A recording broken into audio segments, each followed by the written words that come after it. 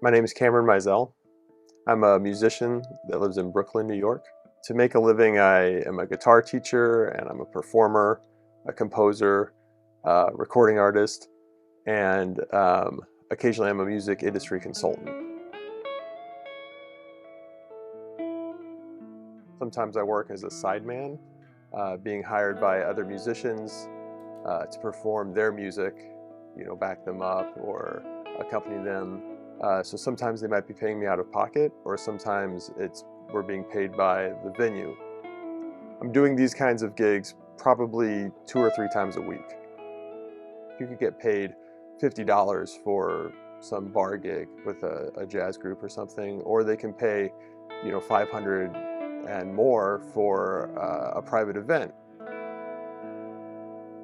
I've been teaching guitar really since I was about 14 years old. And as I've, continued in my own education, I've been able to, raise my rates and find more students along the way just because really it's by word of mouth. I'm very fortunate to have so many students. A lot of my online students came to me because I was creating content on YouTube and my own website. In this day and age, that's mostly streaming, which doesn't really produce any meaningful income. Film and TV, most of the money would come through the publishing rights. So if you wrote the song, you're going to make more money. You could also get paid through sound exchange, which deals with radio and digital radio. And then there's also the recording rights. So when I make an album of my own music, that money can come through selling CDs or just selling downloads on Bandcamp. If you write music, your best option is to try to find as many different ways to exploit the compositions, because you never really know where the money's going to come from the most.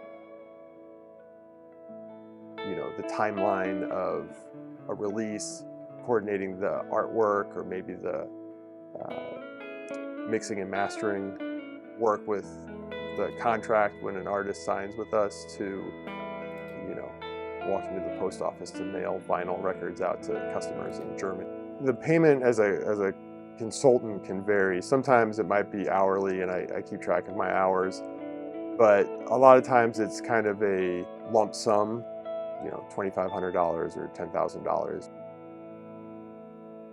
I mean, I music direct for musicals, and sometimes I music direct at churches.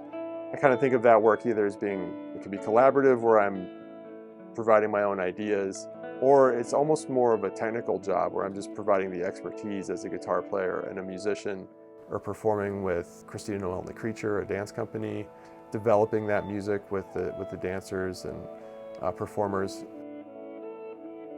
I could perform my own music at a function, at a private event or in a bar, and don't get paid very much, but because I'm playing my own music, it's fun and it's a creative experience.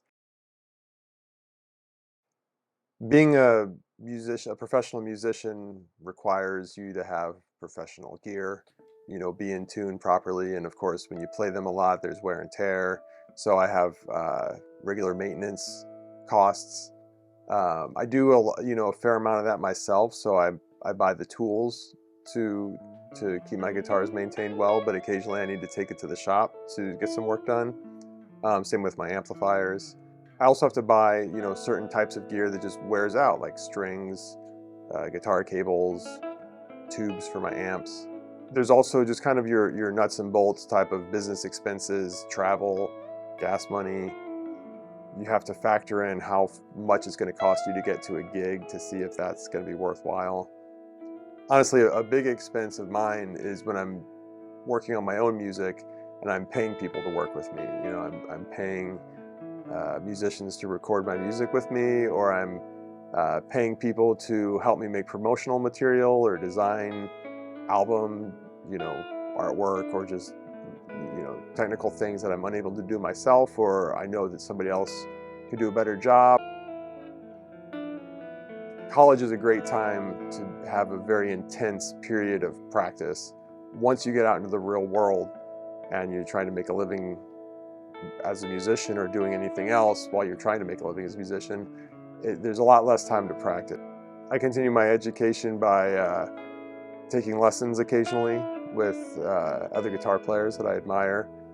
And then I'll go and do some transcription where I try to figure out what some of the masters are playing, because I think that the best way to continually educate yourself as a creative person is to try to emulate the masters.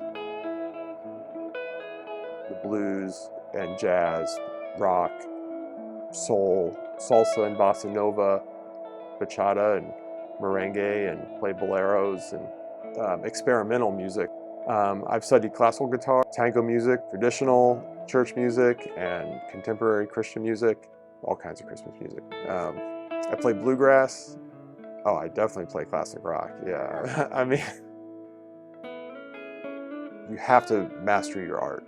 You have to put the time in to be a great musician, but not just to do, what you feel like is your own music really well, but if you really want to be able to work as a musician, kind of what I was mentioning earlier about, most of the money I make is from playing other people's music, that's because I can fit into the situation and execute the music that they need me to play at a high level. So you have to put in the work to do that. That's kind of a default setting. The next thing is you have to be a nice person. The way you get called for gigs, the reason why people call you, if the default setting is everybody's great at the craft, there's many, many great guitar players out there. But I might get the call because I can get the job done. I'm also pleasant to be around. The other thing is you need to keep your cost of living and your overhead low. You can't always expect a certain amount of income. You have to build up the amount of money that you can make, and you have to generate multiple streams of income.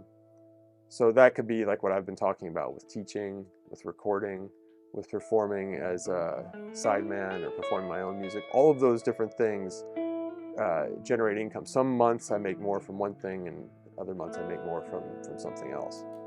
And then I think you have to be able to judge when a gig is worth taking. Every gig, there's three aspects: the music, the hang, and the money. So the music is, sometimes it's great music that you really love to play. Sometimes it's not great. It's maybe it's something that you don't like playing, whatever. There's the hang, which is the other musicians on the gig. If everybody that's on the gig is your friend or, people that you enjoy playing with, that's a huge bonus. And then there's the money. So, I think the money aspect is pretty obvious. It's either going to pay well or it's not. If you can get 2 out of 3 of those things, it's probably a gig worth taking. So you got to learn how to assess each situation so that you can kind of, not just pay the bills, but kind of feed your soul. In New York, there's tons of opportunity for musicians. One of the reasons why there's tons of opportunity for musicians is because people are patrons of the arts. And so there's more opportunities to be paid as an artist and as a musician in a city like New York. There's also a lot of creative people here.